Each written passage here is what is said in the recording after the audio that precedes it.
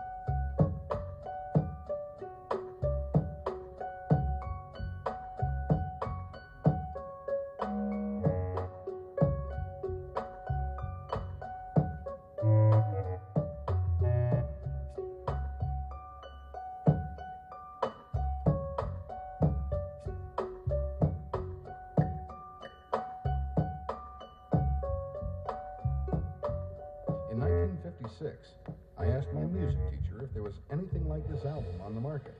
He said no, but thought it was a fantastic idea.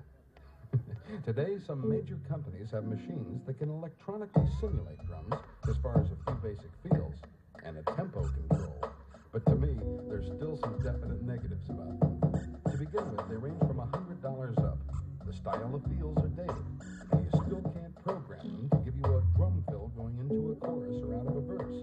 And so, the album for songwriting, practicing, or playing any song on any instrument.